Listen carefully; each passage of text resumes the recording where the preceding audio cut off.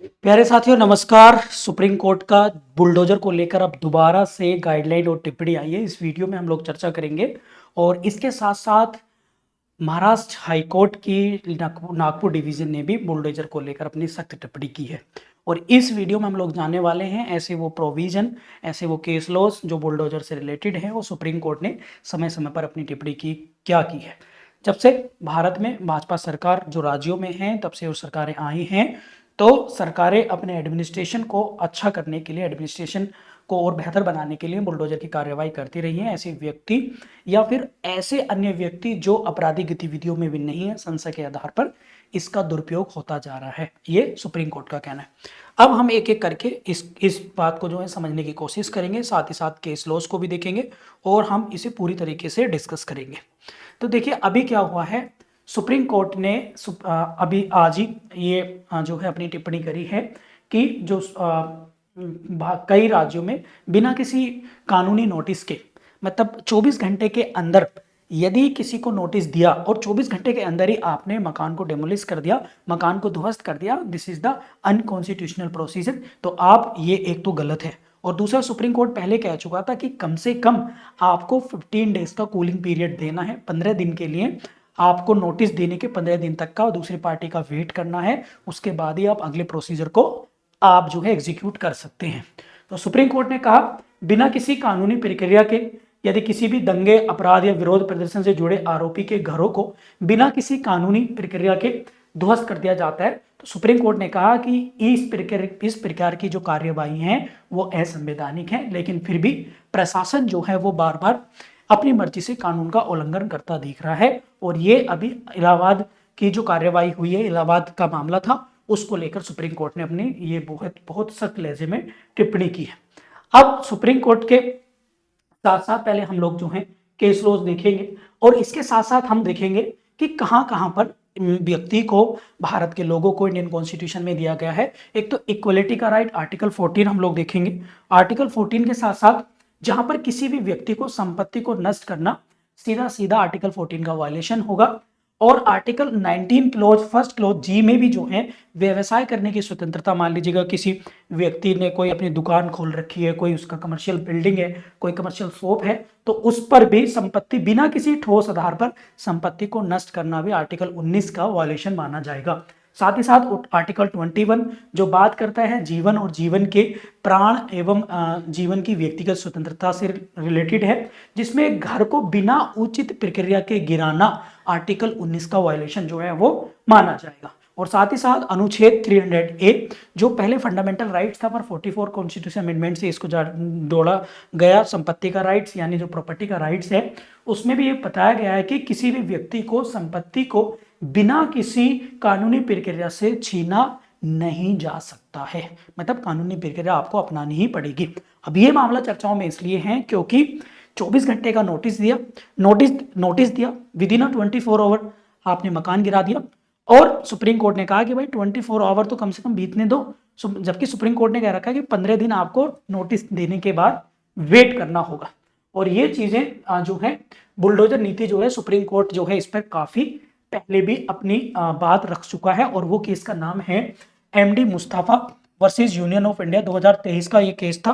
अगर हम इस केस में देखें बच्चों, तो इस केस 2023 में सुप्रीम कोर्ट ने बुलडोजर पर जो है वो अपनी जो है नाराजगी जो है जताई थी और उस नाराजगी में उसने कहा था कि बुलडोजर का इस्तेमाल दंड देने के लिए नहीं किया जा सकता जब तक उचित कार्रवाई, कानूनी प्रक्रिया पूरी न की गई हो। तो ये सुप्रीम कोर्ट जो है इस केस में कहा गया था। और साथ ही साथ ये कहा गया था कि प्रशासन को कम से कम 24 घंटे का नोटिस देना अनिवार्य होगा यदि व्यक्ति जिससे अपनी व्यक्ति अपनी सफाई पेश कर सके। और यदि प्रशासन इस नियम का उल्लंघन करता है तो संबंधित अधिकारियों को पर्सनली, व्यक्तिगत रूप से हर्जाना भरना होगा। और आपने देखा था कि अभी उत्तर प्रदेश चीफ सेक्रेटरी को भी और उत्तर प्रदेश सरकार को भी सुप्रीम कोर्ट ने कहा था कि भाई आप जो है व्यक्तिगत तौर पे जो है इस कानूनी जो बिल्डिंग गिराई है उसका हर्जाना आपको भरना पड़ेगा, ठीक है। और ये सब चीजें दस्तूर चालू तो क्या ये बीजेपी शासित राज्यों में है या किसी अन्य राज्यों में भी है, ये हमें देखना होगा और इस पर आप लोगों की क्या राय है। इसके साथ साथ मैं आप लोगों को और कुछ चीजें बता दूं कि एक इसी से जुड़ा मामला है। अभी नागपुर में जो दंगे हुए हैं, नागपुर दंगों में भी यही मामला, यही प्रोसीजर अपनाया गया है। और जिसमें क्या हुआ कि नागपुर दंगे में एक आरोपी था फहीम खान, इसका मकान भी ध्वस्त कर दिया गया। उसकी फैमिली वाले, उसकी माता जी जो हैं, उन्होंने याचिका दायर की और याचिका में सुप्रीम जो कोर्ट है नागपुर, बॉम्बे हाई कोर्ट की जो बेंच है नागपुर बेंच ने इसमें हस्तक्षेप किया और प्रशासन से, जो प्रशासन ने घर गिरा दिया था उसे गैर कानूनी बताया और अपनी नाराजगी जताई है और अधिकारियों से स्पष्टीकरण जो है वो मांगा है। और इसके साथ साथ एक प्रयागराज का मामला था ये, जिसमें आप इसे न्याय का उपहास भी कह सकते हैं, क्योंकि 2021 में प्रयागराज में एक मामले में 24 घंटे के भीतर बिना किसी उचित सुनवाई के मकान को जो है वो गिरा दिया गया था। और सुप्रीम कोर्ट ने देखो कितनी सुंदर लाइन कही थी, अंतरात्मा, सुप्रीम कोर्ट ने इसे अंतरात्मा को झकझोर करने वाली कार्यवाही बताया था। तो आप इसको याद यहाँ पे मतलब देख सकते हैं। और कोर्ट ने कहा था कि किसी भी सरकार को इस तरीके से मनमानी करने का अधिकार नहीं है, बिल्कुल भी नहीं है। ठीक है, आप कानूनी प्रोसीजर को फॉलो करिए। और क्या ये पैटर्न अब बन चुका है, जैसे यूपी, एमपी, महाराष्ट्र, इन राज्यों में बार बार ऐसी घटनाएं हो रही हैं। अवैध निर्माण के नाम पर एक खास समुदाय को टारगेट किया जा रहा है। हमारा ये कहना है कि भाई बिल्कुल जो क्राइम में लिप्त हैं व्यक्ति, आप इन्वेस्टिगेशन करिए और लॉ को फॉलो करते हुए आप इन्फोर्स करिए, अच्छी बात है। लेकिन हो सकता है, अभी सुप्रीम कोर्ट ने कल भी ये कहा था कि जिसमें आरोपी व्यक्ति रहता है उसकी माँ का क्या दोष है, उसकी भाई बहन का क्या दोष है। तो ऐसे मामलों में प्रशासन को नीति जारी रखते हुए सुप्रीम कोर्ट ने अपनी टिप्पणी की है।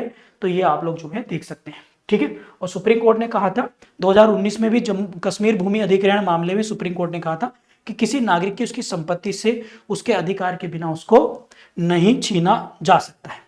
ठीक है, और इसको लेकर भारत में न्यायपालिका की ताकत केवल कागजों तक सीमित रह गई है। एक क्वेश्चन ये बनता है, ये मतलब क्वेश्चन मार्क लगता है, क्योंकि सरकारें मान ही नहीं रही है। सुप्रीम कोर्ट खुद सरकार को चेतावनी दे चुका है, फिर भी कार्रवाई क्यों नहीं हो रही है।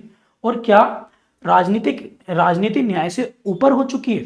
भाई हमारे जो कोर्ट हैं, लोअर कोर्ट हैं, हाई कोर्ट हैं, जुडिशरी का सिस्टम है, तो क्या वो राजनीति उनसे ऊपर हो गई है क्या?